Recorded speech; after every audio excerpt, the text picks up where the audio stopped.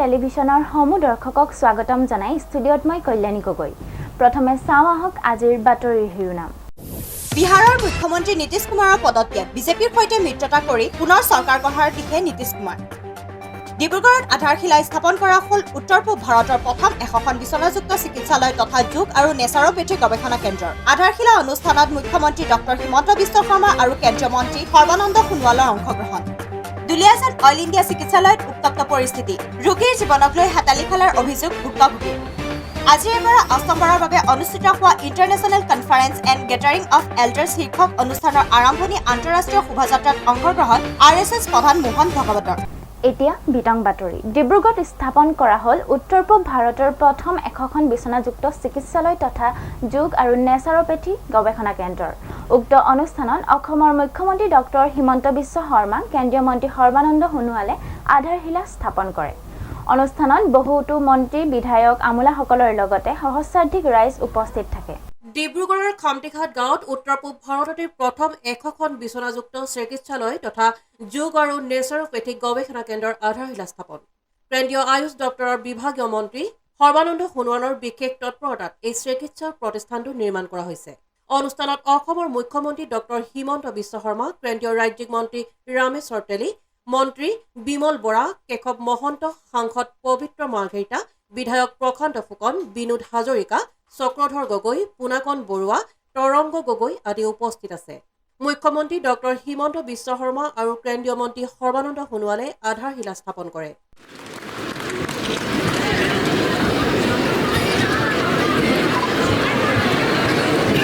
ধন্যবাদ।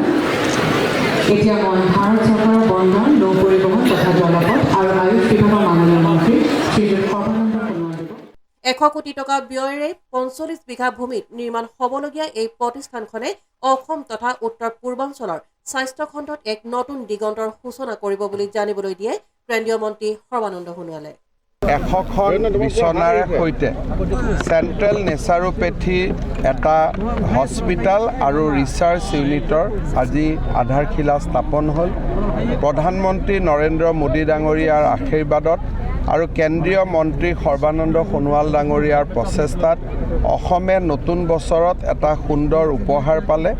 মই মোদী ডাঙৰীয়াক ধন্যবাদ জনাইছোঁ, সোণোৱাল ডাঙৰীয়াক ধন্যবাদ জনাইছোঁ আৰু আমি সকলোৱে চেষ্টা কৰিম যাতে নিৰ্ধাৰিত সময়ত এই হস্পিটেলখনৰ নিৰ্মাণ সম্পূৰ্ণ হয়।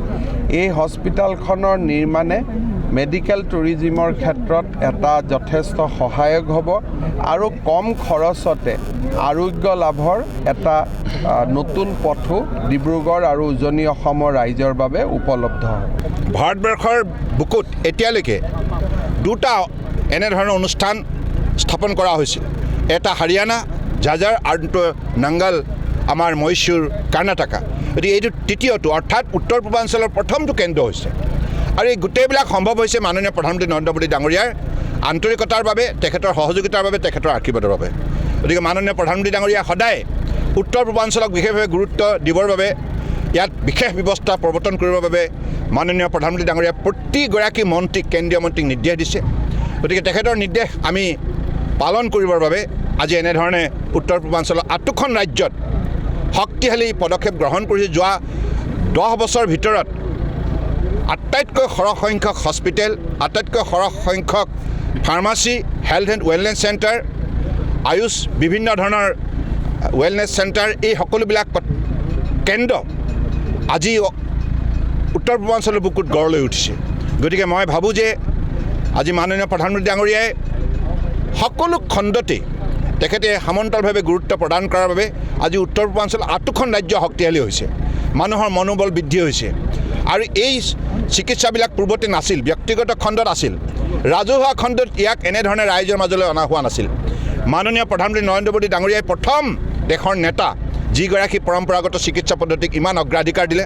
কেৱল ভাৰতবৰ্ষৰ 140 কোটি জনগণৰ বাবে নহয়, পৃথিৱীৰ 800 কোটি জনতাৰ স্বাস্থ্য সুৰক্ষিত কৰাৰ বাবে এই পদ্ধতিক তেখেতে আগুৱাই দিয়াৰ বাবে আজি WHO ৱৰ্ল্ড হেল্থ অৰ্গেনাইজেশ্যনেও আজি ভাৰতবৰ্ষৰ আয়ুষক স্বীকৃতি প্ৰদান কৰিছে, যাৰ ফলত তেখেতসকলে পৃথিৱীৰ বুকুত প্ৰথমটো তেখেতসকলৰ WHO traditional centre global centre for traditional medicine তেখেতসকলে স্থাপনা কৰিছে ভাৰতবৰ্ষৰ জামনগৰ গুজৰাটত। গতিকে ইয়াৰ পৰাই এই কথাটো স্পষ্ট ইংগিত দিছে যে ভাৰতবৰ্ষই ট্ৰেডিশ্যনেল ছিষ্টেম অফ মেডিচাইনত যিখিনি অগ্ৰগতি লাভ কৰিছে, ইয়াৰ যিটো best practice, best product of medicine, এইবিলাকে আজি পৃথিৱীৰ মানুহৰ হৃদয় জয় কৰিবলৈ সক্ষম হৈছে। কোভিড-19 পেণ্ডেমিকৰ সময়তো যি গুৰুত্বপূৰ্ণ সেৱা আয়ুষে আগবঢ়ালে, আয়ুষৰ গোটেইকেইটা ছিষ্টেম, আয়ুৰ্বেদা, সিদ্ধা, ইউনানী, সোহাৰিকপা, য়োগা, নেচাৰোপেথি আৰু হোমিওপেথি, প্ৰত্যেকটা ছিষ্টেমেই আজি ৰাইজক এই কোভিড-19 পেণ্ডেমিকৰ সময়ত ৰক্ষা কৰাত যিখিনি গুৰুত্বপূৰ্ণ ভূমিকা পালন কৰিলে, তাৰ বাবে আজি বিশ্বৰ বুকুত মানুহৰ আয়ুষ প্ৰডাক্টৰ ওপৰত বিশ্বাস বৃদ্ধি পাইছে আৰু ইয়াক নিশ্চিন্ত মনে আজি গ্ৰহণ কৰিবৰ কাৰণে বিশ্বৰ মানৱ সমাজ আগুৱাই আহিছে। গতিকে সেইবাবে আজি বিশ্ব বজাৰত ইণ্ডিয়ান প্ৰডাক্ট আৰু ছাৰ্ভিচেছৰ মূল্য দিনক দিনে বৃদ্ধি পাইছে। 4.5 লাখ কোটি টকাৰ এখন শক্তিশালী বজাৰ ভাৰতবৰ্ষৰ আয়ুষে বিশ্বৰ বুকুত নিৰ্মাণ কৰিবলৈ সক্ষম হৈছে। গতিকে মই আশা ৰাখিছোঁ এই কেন্দ্ৰটো নিৰ্মাণ সম্পূৰ্ণ হোৱাৰ পাছত ইয়াক সম্প্ৰসাৰণ কৰা হ'ব। ই 100খনৰ মাজত সীমাবদ্ধ হৈ নাথাকে, 100ৰ পৰা 200খন হ'ব আৰু বিভিন্ন প্ৰশিক্ষণ হ'ব, নাৰ্ছৰ প্ৰশিক্ষণ হ'ব, স্পা মতলব বিভিন্ন ধৰণৰ ইয়াত যিমানবিলাক আয়ুষ বিশেষকৈ য়োগা আৰু নেচাৰোপেথি ৰিলেটেড যিমানবিলাক চিকিৎসা আছে, পদ্ধতি আছে, সকলো বিকাশৰ বাবে ইয়াত প্ৰশিক্ষণ দিয়া হ'ব। ডিব্ৰুগড়ৰ পৰা আইনুলৰ সহযোগত জয় ইছলামৰ ৰিপৰ্ট AN টেলিভিজন। দুলীয়াজানৰ অইল ইণ্ডিয়া চিকিৎসালয়ত উত্তপ্ত পৰিস্থিতি। 15 জানুৱাৰীৰ পৰা চিকিৎসাধীন হৈ থকা কৃষ্ণ ডুম নামৰ ৰোগীজনক ম্যাদ উকলি যোৱা চেলাইন প্ৰয়োগ কৰাৰ গুৰুতৰ অভিযোগ উত্থাপন পৰিয়ালবৰ্গৰ। দুলীয়াজানৰ অইল ইণ্ডিয়া চিকিৎসালয়ত যোৱা 15 জানুৱাৰীৰ পৰা চিকিৎসাধীন হৈ থকা কৃষ্ণ ডুম নামৰ ৰোগীজনক ম্যাদ উকলা চেলাইন প্ৰয়োগ কৰালৈ গুৰুতৰ অভিযোগ উত্থাপিত হোৱাৰ লগতে উত্তপ্ত পৰিস্থিতিৰ সৃষ্টি হৈছে। অইল চিকিৎসালয়ত দায়িত্বত থকা নাৰ্ছ আৰু চিকিৎসকে ম্যাদ উকলা চেলাইন প্ৰয়োগ কৰি ৰোগীজনক মৃত্যুৰ মুখলৈ ঠেলি দিয়াৰ দৰে ঘটনা সংঘটিত কৰিছে। এই ঘটনা পোহৰলৈ অহাৰ পিছতে এতিয়া ৰোগীৰ পৰিয়াল আৰু স্থানীয় দল সংগঠন জাঙুৰ খাই উঠিছে। এই সন্দৰ্ভত সাংবাদিকৰ সন্মুখত ৰোগীৰ পুত্ৰই আৰু দল সংগঠনে এনেদৰে কয়। অতি পৰিতাপৰ বিষয়ত আমাৰ অনুসূচিত জাতি বিকাশ সমিতিৰ কোষাধ্যক্ষৰ নেতা আমাৰ অল ইণ্ডিয়া যোৱা 15 তাৰিখৰ পৰা অল ইণ্ডিয়া মেডিকেলত এডমিট হৈ আছিলে। এডমিট হোৱাৰ পিছত আজি প্ৰায় আপোনাৰ 16-17 দিন হ'ল। যোৱাকালি 26 জানুৱাৰী দিনাখন তেখেতৰ পুতেকে চেলাইন যেতিয়া দি আছিলে, চেলাইন দি থকা অৱস্থাত তেখেতে দেখিলে যে চেলাইনটো আপোনাৰ এক্সপাইৰী ডেট হৈ আছে। এক্সপাইৰী ডেট আপোনাৰ যোৱা আপোনাৰ ডিচেম্বৰ 23 তাৰিখে, আজি 27 তাৰিখ হ'ল।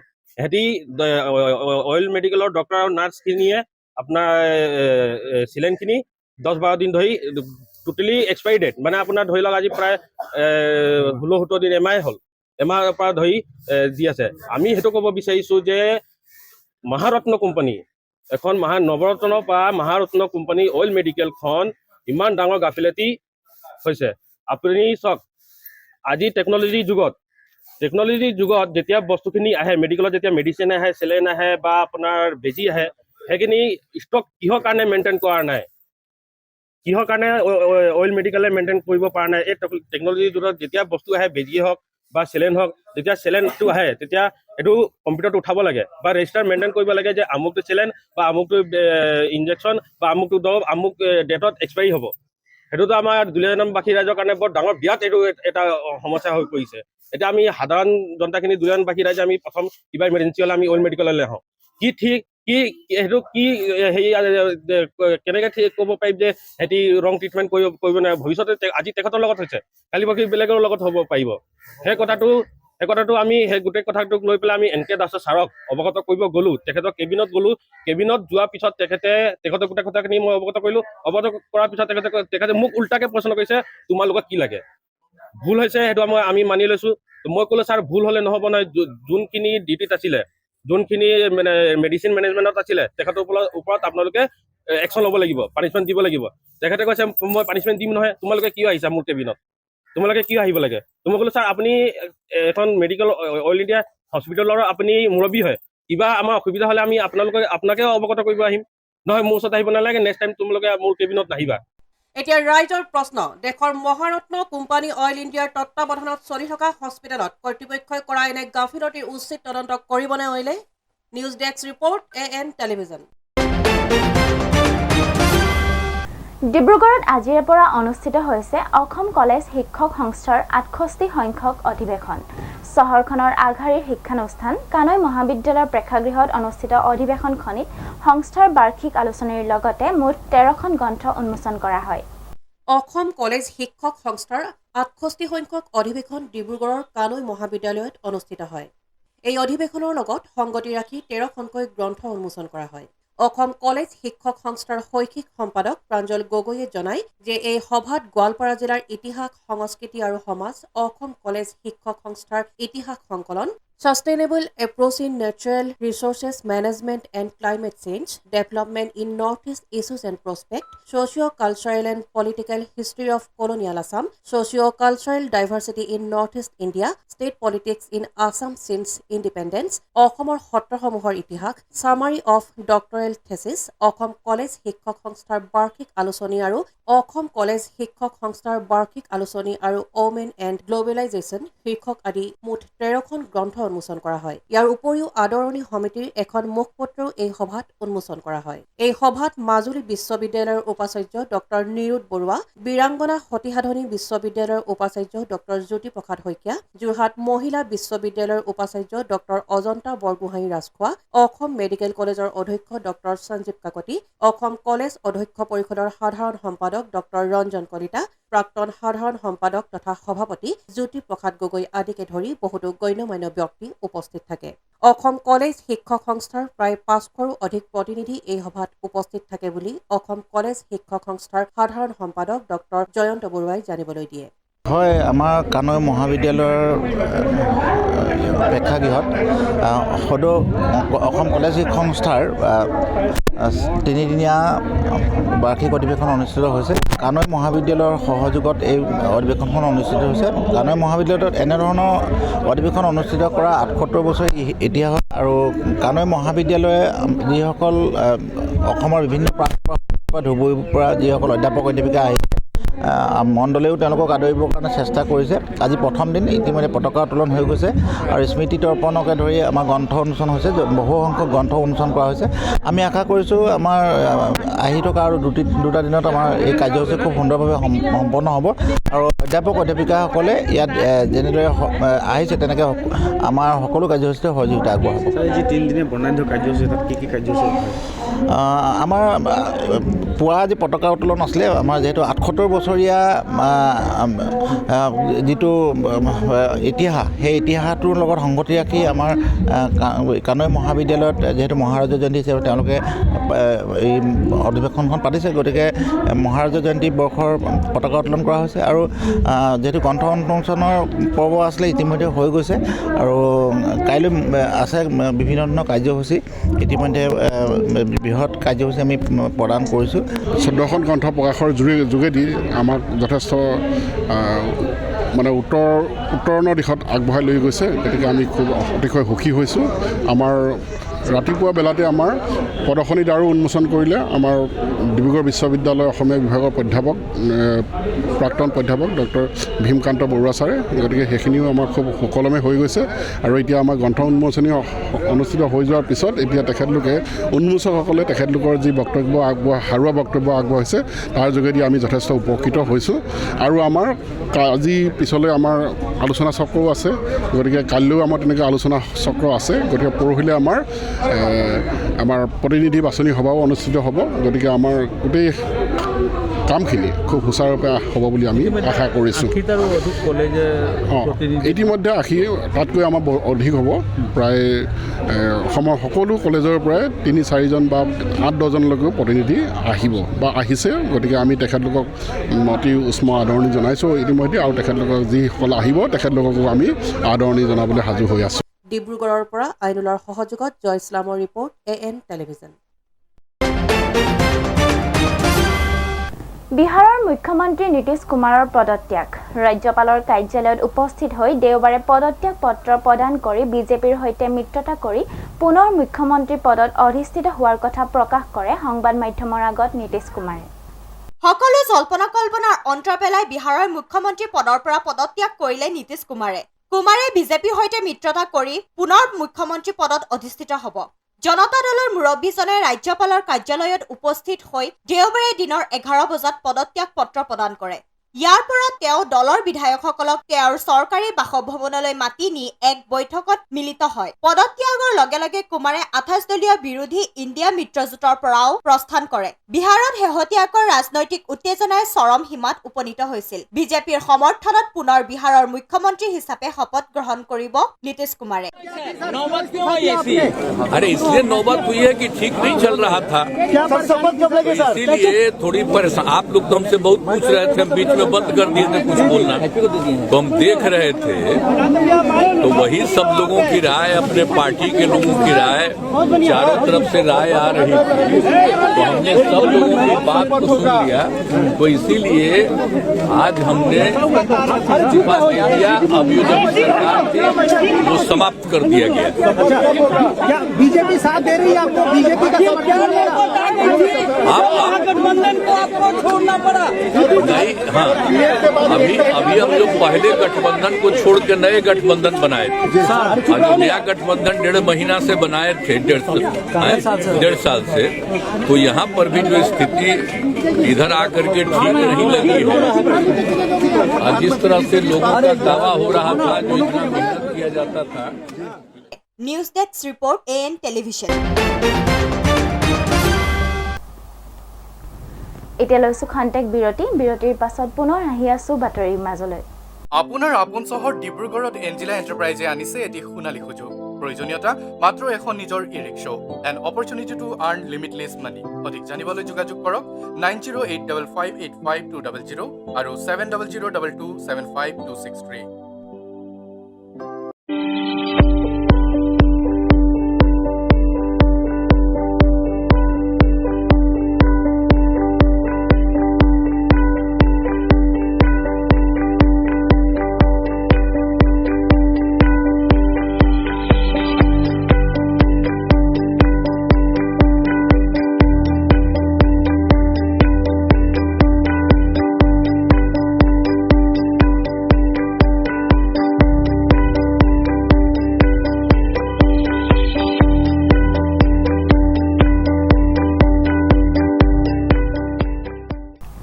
পুনৰ আহিছো বাতৰিৰ মাজলৈ। ডিব্ৰুগড় জিলা কবি সমাজৰ উদ্যোগত অনুষ্ঠিত হৈ যায় গীত আৰু কবিতা শীৰ্ষক অন্তৰংগ অনুষ্ঠান। ডিব্ৰুগড় চহৰৰ আমোলাপট্টি নাট্য মন্দিৰৰ প্ৰাংগণত আয়োজন কৰা এই অনুষ্ঠানত মুখ্য অতিথি হিচাপে উপস্থিত থাকে বিশিষ্ট কবি চিকিৎসক প্ৰণয় ফুকন। ডিব্ৰুগড় জিলা কবি সমাজৰ উদ্যোগত আজি দেওবাৰে ডিব্ৰুগড় আমোলাপট্টি নাট্য মন্দিৰৰ প্ৰাংগণত আয়োজন কৰা হ'ল কবিতা আৰু গীত শীৰ্ষক এটি অন্তৰংগ অনুষ্ঠান। দিনৰ 11 বজাৰ পৰা আৰম্ভ হোৱা এই অনুষ্ঠানত মুখ্য অতিথি হিচাপে উপস্থিত থাকে ডিব্ৰুগড়ৰ এগৰাকী আগশাৰীৰ কবি চিকিৎসক প্ৰণয় ফুকন। ডাক্তৰ প্ৰণয় ফুকনে সঞ্চালনা কৰা এই অনুষ্ঠানত বিভিন্ন জিলাৰ পৰা অহা ভালেসংখ্যক শিল্পীয়ে অংশগ্ৰহণ কৰে। উক্ত অনুষ্ঠানত ডিব্ৰুগড় জিলা কবি সমাজৰ সভাপতি লাকি চাংকাকতি, উপদেষ্টা মমি গগৈ, সম্পাদিকা বনজুৰি বৰুৱাৰ লগতে ভালেসংখ্যক লোক উপস্থিত থাকে। অসম কবি সমাজে আয়োজন কৰা এই কবি সন্মিলনত মোক সঞ্চালনা কৰিবলৈ মাতিছিলে আৰু সাধাৰণতে কবিতাৰ অনুষ্ঠান সঞ্চালনা কৰাৰ সময়ত যিখিনি কাম কৰিব লাগে এইখিনি মই কৰি আছোঁ ইয়াত। কিন্তু মই দেখিছোঁ যে মানুহৰ যি উদ্দীপনা, বিশেষকৈ কবিতা লিখা মানুহৰ অসমৰ বিভিন্ন ঠাইৰ পৰা আহিছে, তেওঁলোকৰ বিষয়ববীয়াসকল আহি পাইছে আৰু এটা সুন্দৰ অনুষ্ঠান চলি আছে। আৰু যিখিনি কবিতাত পাঠ কৰিছে সেই কবিতাখিনিয়ে মানুহৰ নিজৰ অনুভূতিৰ কথা কোৱাৰ বাহিৰেও সমাজৰ বিভিন্ন কথা ক'বলৈ সক্ষম হৈছে। আৰু বিশেষকৈ এতিয়া অসমৰ যিটো এটা সমস্যা, আমাৰ সকলো ফালৰ পৰা আমাৰ ভাষাৰ ওপৰত, সংস্কৃতিৰ ওপৰত এটা আগ্ৰাসন চলি আছে। সেই আগ্ৰাসনৰ বিৰুদ্ধে বহুতো কবিতা আমি শুনিছোঁ আৰু আমি অনুভৱ কৰিছোঁ যে কবিতাৰ যোগেদিয়ে আকৌ এটা যেন আমাৰ মাজত এটা জাগৰণ সৃষ্টি হ'ব পাৰে, তেনেকুৱা এটা আশা আছে। যদিও কবিতাই কোনো সমাজৰ সলনি বা পৰিৱৰ্তন আনিব নোৱাৰে, তথাপিতো আশা কৰোঁ যে কবিতাৰ যোগেদি মানুহৰ মনৰ অনুভূতিবিলাক প্ৰকাশ কৰি তেওঁলোকৰ ক্ষোভ প্ৰকাশ কৰিছে আৰু তাৰ যোগেদিয়ে হয়তো সমাজে ইয়াৰ পৰা কিবা এটা বাৰ্তা পাব। কবিতাৰ অন্তৰংগ এটি অনুষ্ঠান সুন্দৰভাৱে পৰিচালিত হৈ আছে আৰু ইয়াত অসমৰ বিভিন্নজন কবিয়ে আহি কবিতা আৰু গীতেৰে আমোলাপট্টি নাট্য মন্দিৰ জীপাল কৰি তুলিছে আৰু ভাবিছোঁ আমি এই গীত কবিতাৰ অনুষ্ঠানৰ যোগেদি অসমবাসীলৈ এটি শুভবাৰ্তা কঢ়িয়াই আনিব। মানুহৰ মনৰ ভাৱ প্ৰকাশ কৰে, কবিতাই মানুহৰ মনত এটা নতুন ভাৱৰ জাগৰণ সৃষ্টি কৰে। বিভিন্ন ধৰণৰ কবিতাই মানুহক বহুত উচ্চ পৰ্যায়লৈ লৈ যায় আৰু আজিৰ কবিতা অনুষ্ঠানটো বৰ সুন্দৰকৈ হৈছে। বিভিন্ন দিশৰ পৰা আহিছে, অসমৰ বিভিন্ন জনৰ পৰা আহি আমাৰ মাজত বিভিন্ন কবিতাই আমাক আনন্দিত কৰিছে। সুবোধ পাছৱানৰ সহযোগত মীনাক্ষী শৰ্মাৰ ৰিপৰ্ট AN টেলিভিছন। আজিৰে পৰা ডিব্ৰুগড় শিক্ষা ভেলী স্কুলত ইণ্টাৰনেশ্যনেল চেণ্টাৰ ফৰ ষ্টাডিজৰ উদ্যোগত অষ্টম বাৰৰ বাবে অনুষ্ঠিত হৈছে international conference and gathering of elders শীৰ্ষক অনুষ্ঠান। অনুষ্ঠানৰ আৰম্ভণিৰ কাৰ্যসূচীত আয়োজিত বিশাল আন্তঃৰাষ্ট্ৰীয় প্ৰতিনিধিৰ শোভাযাত্ৰাত অংশগ্ৰহণ কৰে RSSৰ প্ৰধান মোহন ভাগৱতৰ লগতে অসমৰ মুখ্যমন্ত্ৰী ডক্টৰ হিমন্ত বিশ্ব শৰ্মাই। সমগ্ৰ বিশ্বৰ প্ৰাচীন সংস্কৃতিসমূহ ৰক্ষাৰ বাবে কাম কৰি থকা আন্তঃৰাষ্ট্ৰীয় সাংস্কৃতিক অধ্যয়ন কেন্দ্ৰৰ উদ্যোগত অষ্টম বাৰৰ অধিৱেশনখনি আজিৰে পৰা ডিব্ৰুগড়ত অনুষ্ঠিত হৈছে। অনুষ্ঠানৰ আৰম্ভণিৰ কাৰ্যসূচী হিচাপে আজি বাহিৰ কৰা হয় বিশাল আন্তঃৰাষ্ট্ৰীয় প্ৰতিনিধিৰ যোগদানেৰে ৰেলী। নিজ নিজ দেশৰ পৌৰাণিক পৰম্পৰা সংস্কৃতি প্ৰদৰ্শনেৰে বিশ্বৰ ৩৩খন দেশৰ ৩০০ প্ৰতিনিধিৰ যোগদানেৰে বাহিৰ কৰা হৈছে এই ৰেলী।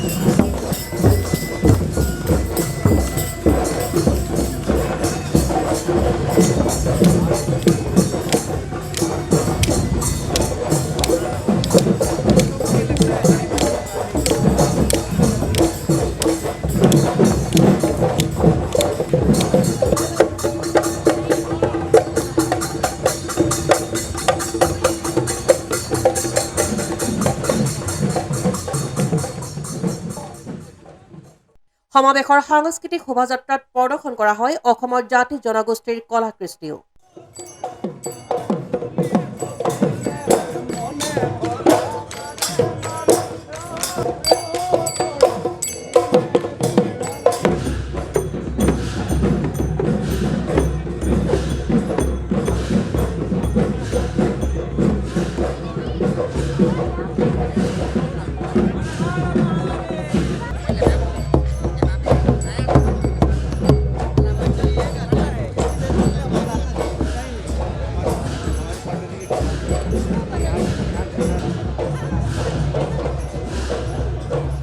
শোভাযাত্ৰাত RSS প্ৰধান মোহন ভাগৱতক সংগ দিয়ে বিধায়ক প্ৰশান্ত ফুকনে। আৰ্মেনিয়া, কলম্বিয়া, ভিয়েটনাম, দক্ষিণ আমেৰিকা, ইণ্ডোনেছিয়া, আফ্ৰিকাৰ লগতে আৰু বহু দেশৰ প্ৰতিনিধিয়ে অংশগ্ৰহণ কৰিছে। জয়ৰ সহযোগত আইনুল আহমেদৰ ৰিপৰ্ট AN টেলিভিছন।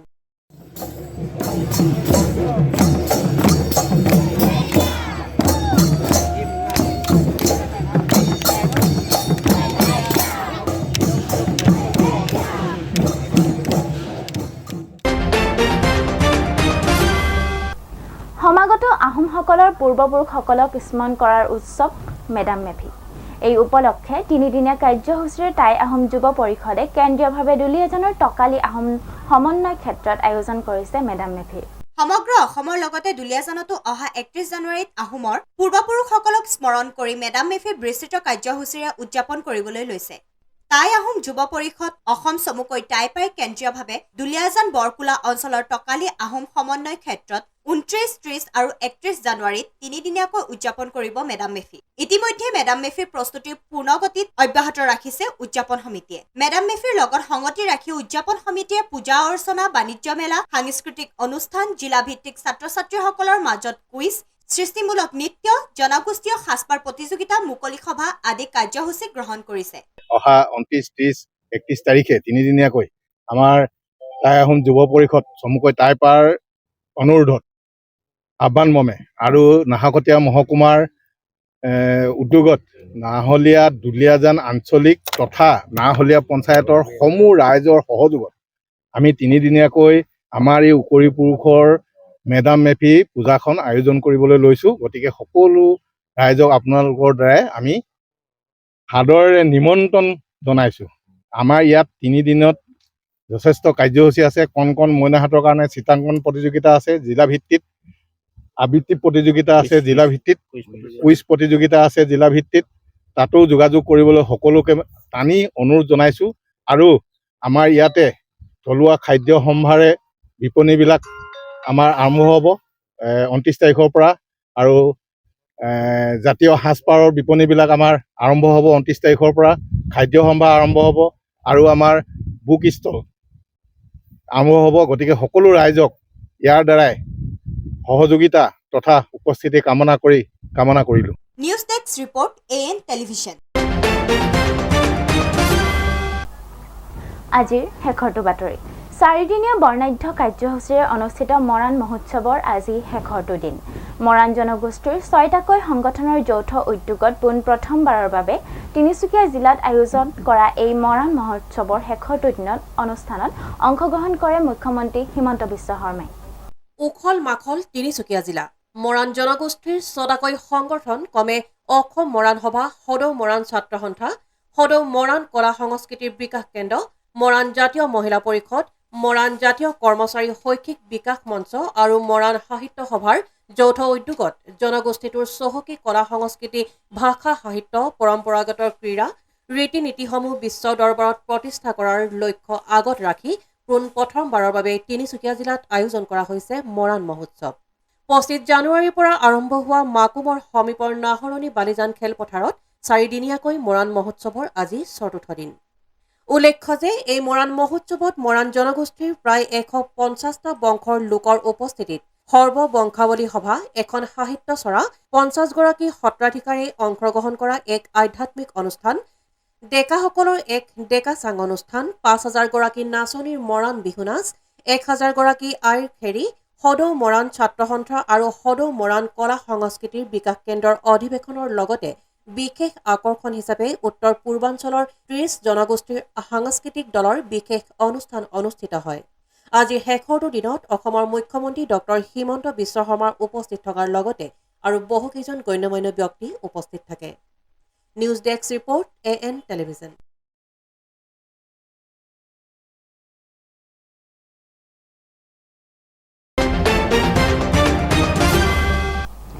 আজিৰ বাতৰি ইমানেই। AN টেলিভিছনৰ ষ্টুডিঅ'ৰ পৰা মই কল্যাণী গগৈ ইমানতে বিদায় লৈছোঁ। নমস্কাৰ।